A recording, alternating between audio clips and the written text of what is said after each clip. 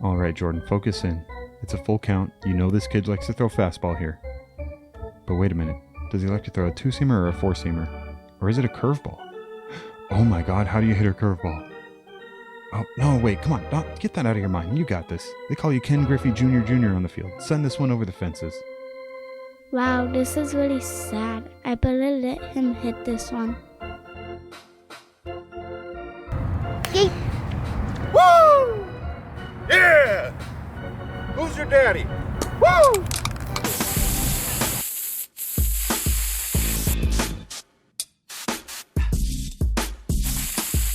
Boys and girls, we've made it to opening day. MLB opening day weekend is here. It's already action-packed. We've barely seen any action. We're a couple hours into it as of this recording, and we're already seeing some of the biggest names shine on the biggest stages. Welcome to the Circus Catch, everybody. Episode 15. I'm Jordan Wright. On the other side of my screen right there is Mr. Jesse Larson. Jesse, thank you for coming on once again. Hey, happy holidays, my friend. It is a good day in the end of March here. My A's haven't played yet, so yeah, so far so good. I do want to talk about your jersey real quick, because when I said we're doing an opening weekend type of deal for the MLB, I said, hey, wear a jersey. You're a Brewers fan, and you said you had a Pirates jersey. Can you explain a little bit why you're wearing this Pirates jersey today? Well, Jordan, as many know, one of the greatest players in history played for the Pirates, Mr. Roberto Clemente. He is somewhat of an idol for me, and kind of the reason why I fell in love with baseball, just reading about him growing up. Kind of tragic what happened to him and stuff, obviously, but easily my favorite player of all time, and it's not even close. I couldn't resist getting a jersey of his when I was younger, and hey, 8 years later, it still fits. There you go. Last week on this show, both of us said our Final Fours were intact. Is your Final Four still intact? Negative, my friend. No, nobody's is. I've shredded my bracket. Look at this bracket right here. Look at this. Look at this bracket. Rest in peace, aka rip that bracket. Literally, rip that bracket. Rip it.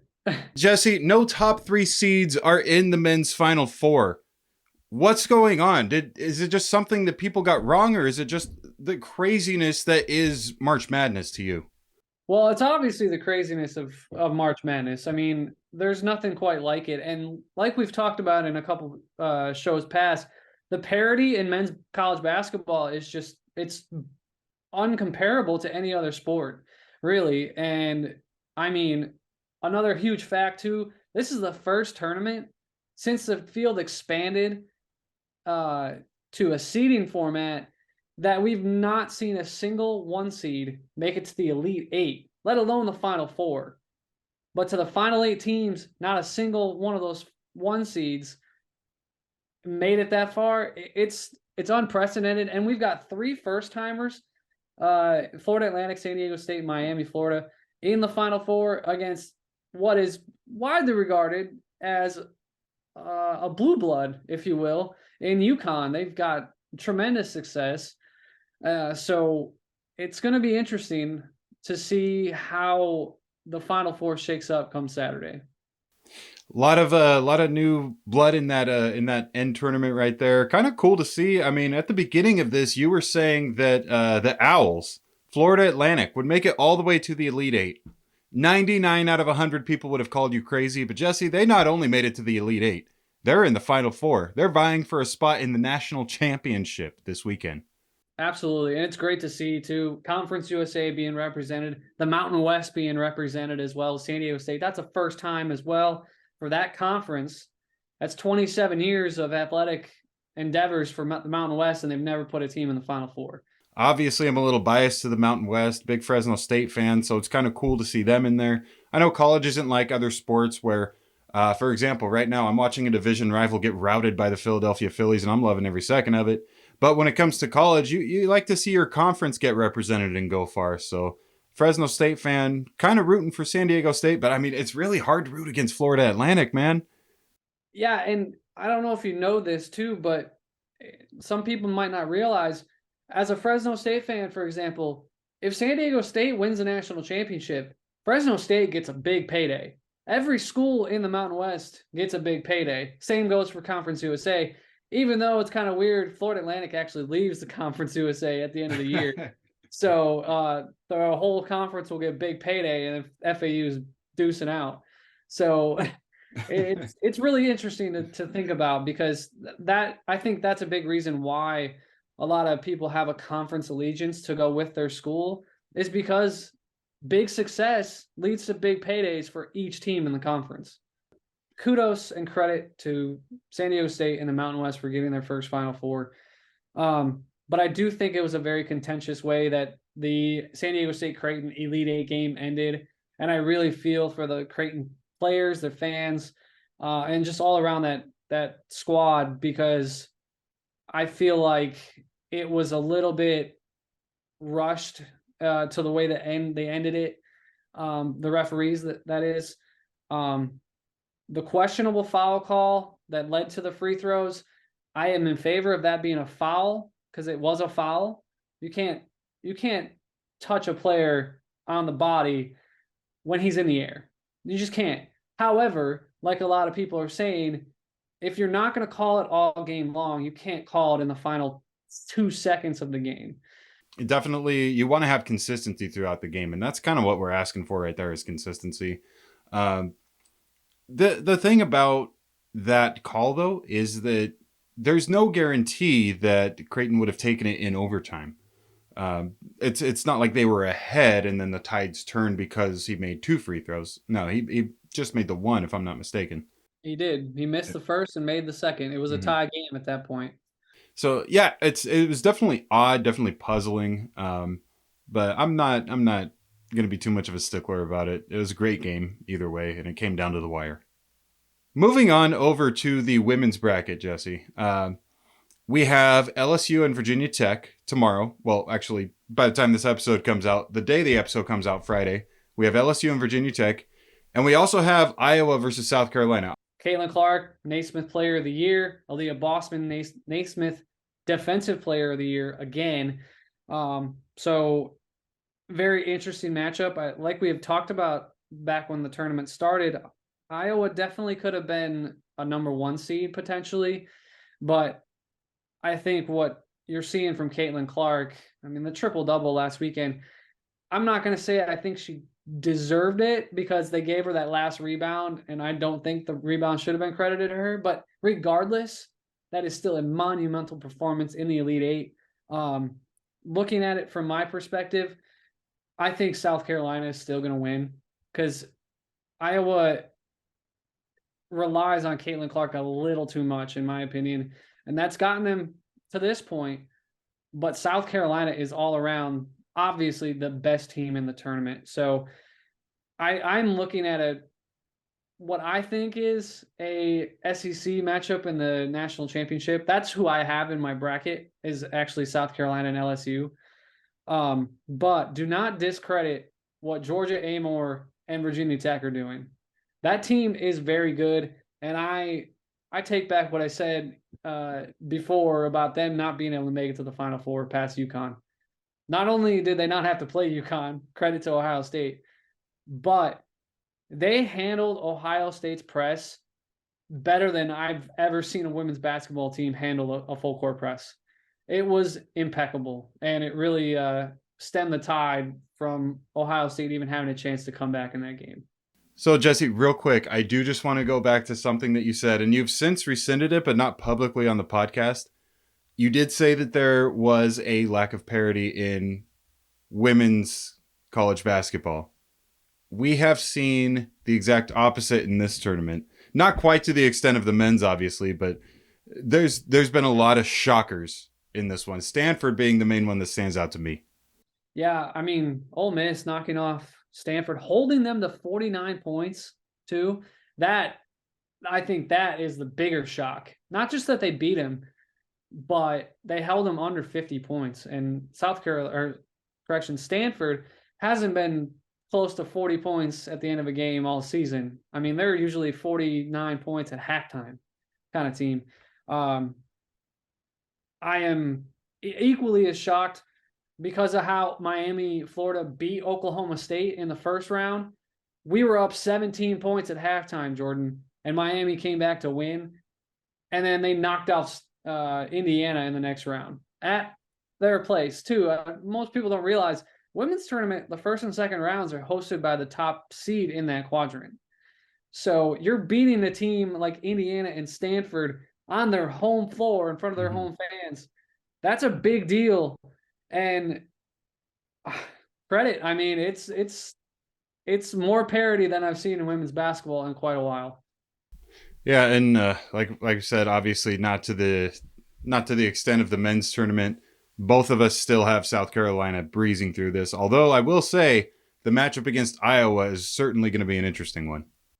Yeah, and I mean, you look at a team like Iowa, they're going to score points, but South Carolina has an amazing defense. So we've always heard the cliche, defense wins championships, but I don't think it's really a cliche all that much. I think it's true. I really think offense only carries you so far. If you can't stop another team from scoring, you're eventually going to get shut down a time or two, and it's going to cost you. As we said earlier, MLB opening day weekend is here. And we've already seen a lot of action in the few hours that the MLB has been played this year. Jesse, it's already been crazy wild. We already saw big plays from Ronald Acuna Jr. The Atlanta Braves initially did not want him playing in the WBC because of his injuries last year. Eventually, they let him play, and now look, game one, he has the first hit of the MLB season, and he has the first stolen base of the MLB season. Teams have the contracts with their players to play for their team, but at the end of the day, I really think it should be the players' choice, if you will, to play for their country. I don't really think the team should have a say in it, to be honest with you. I mean, you look at some of the action that happened in the WBC.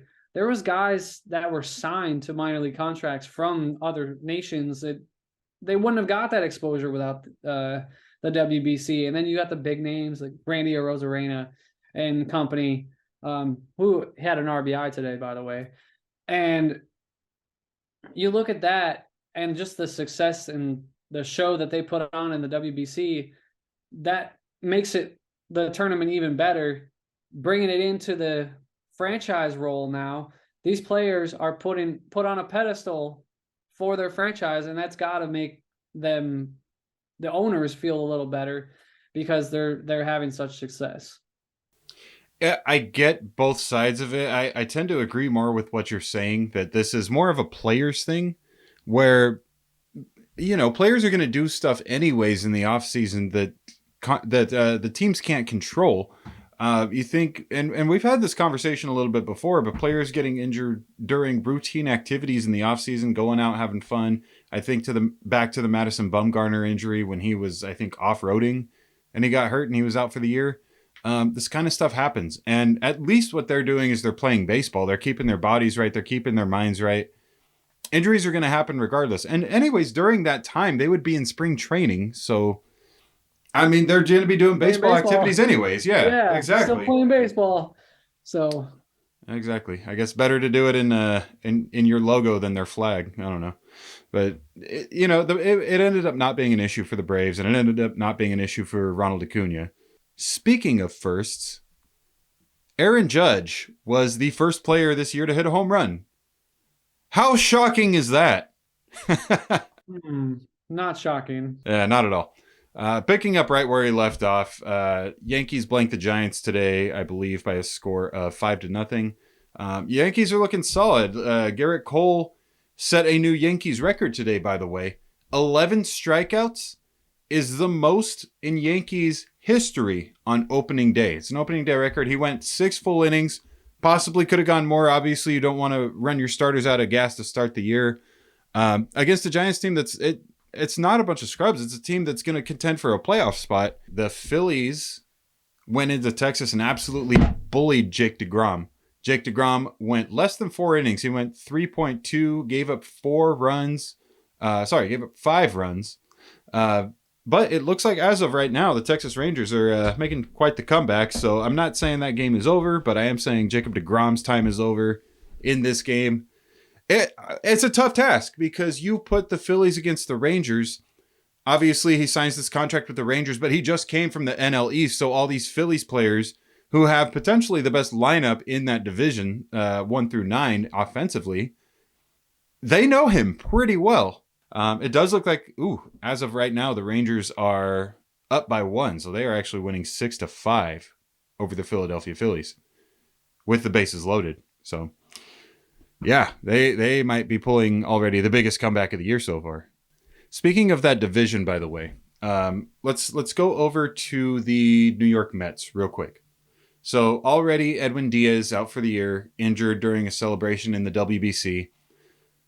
They got some more injury news today. Verlander, unfortunately, is heading to the IR.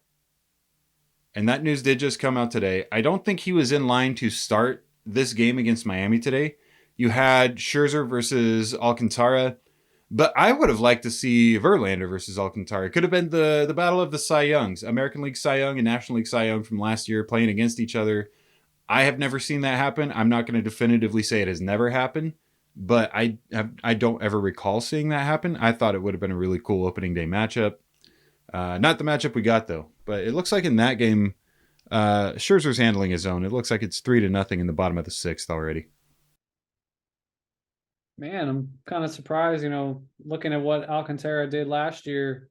I felt like coming into this season, that would be a big momentum booster for him to come in and really throw his stuff and kind of dominate. But already kind of getting not roughed up a little bit, but not having his dynamite stuff on opening day, which is neither here nor there.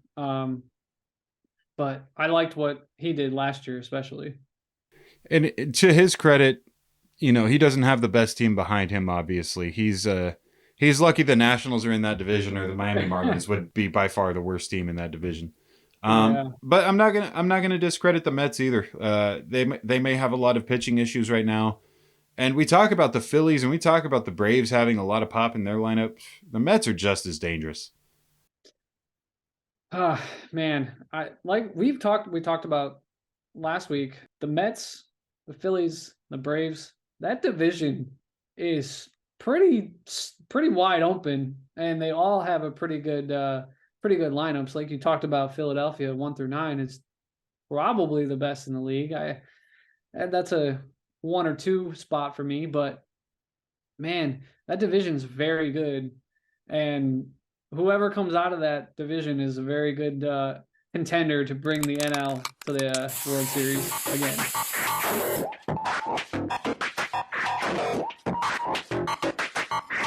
What in the world, Jordan? We're just talking about Philadelphia and Texas. Texas has a 9 spot in the 4th inning.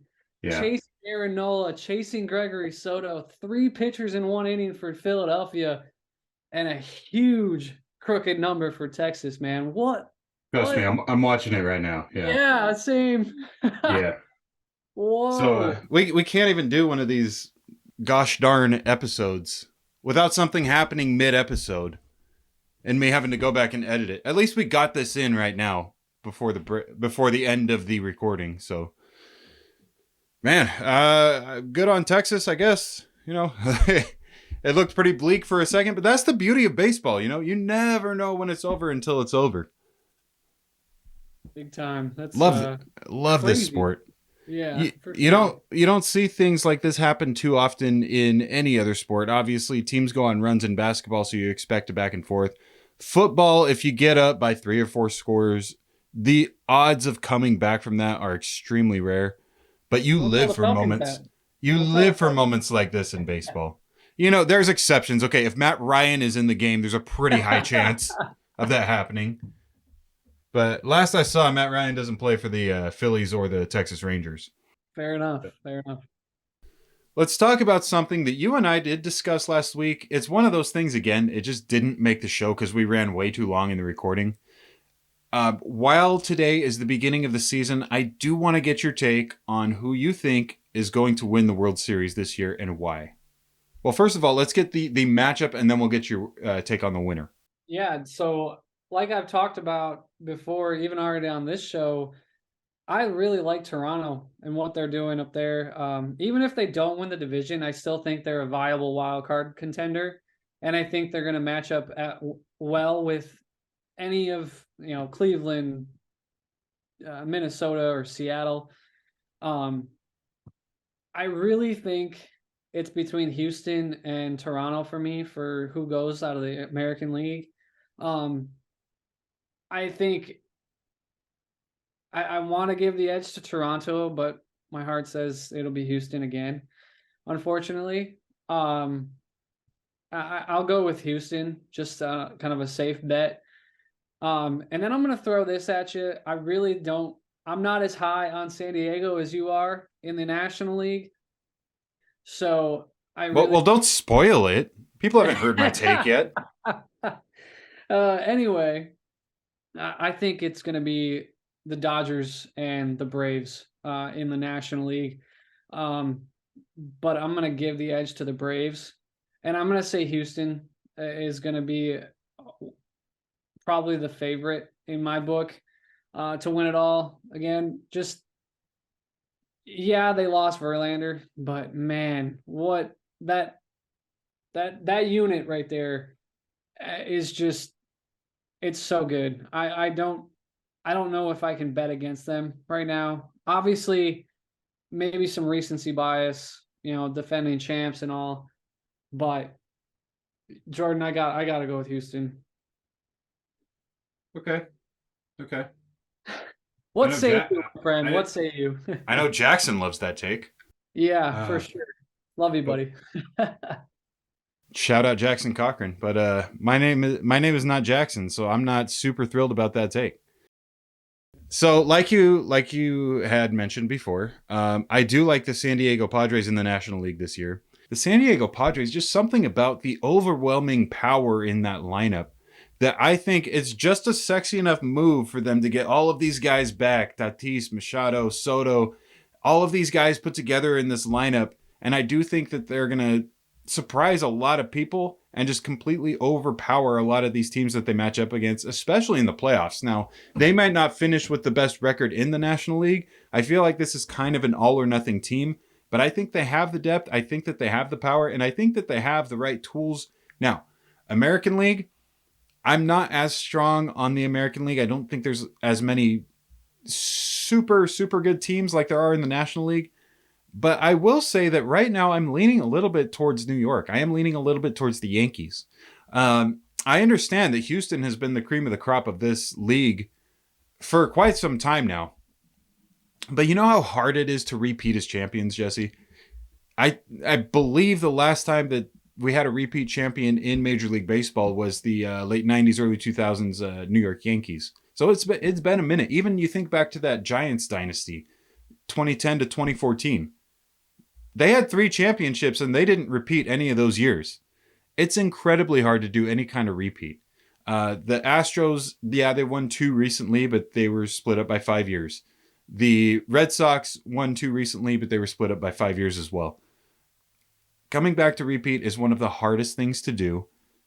The Houston Astros today are not as good as the Houston Astros were in October. It's not by much, but I do think that New York has bolstered itself enough. If they can stay healthy, especially in their starting rotation, that's going to be the main key. Because if they don't, I think Houston takes it. But if they can get back to 100% healthy in their rotation, I do think the Yankees can finally overcome that Goliath that is the Houston Astros that has given them trouble each of the last 6 seasons. Now, World Series, I take the Padres over the Yankees, and I'll say it's a gentleman's sweep. I'll say 5 games. I think the Padres are leaps and bounds better than the New York Yankees when it comes to a 7-game series. That's just my take. But I will say that, in my opinion, right now, I'm going to say Padres over Yankees in the World Series. All right, Jordan. So let's plug over to the NFL for a little bit. We're looking at this offseason saga between the Baltimore Ravens and Lamar Jackson. Obviously a franchise quarterback, but Jordan, what is the end game for these two teams? These two sides, I should say. We're looking at Lamar Jackson. If they don't get a contract worked out, by some portion. I mean, the July 17th deadline is still a couple months away, but what is the end game? What is going to happen here? July 17th, it better not take that long. Right? So it's definitely multifaceted, and I think there's probably blame to go on both sides. A lot of people feel very strongly one way or the other. The way that I see it, Jesse, I think that, again, you do have to put a little bit of blame on both sides. I'll say at this point, I'm going to put 60% of the blame on the Baltimore Ravens and 40% on Lamar. So here's the thing. I think both sides are just being unreasonable with everything that's going on.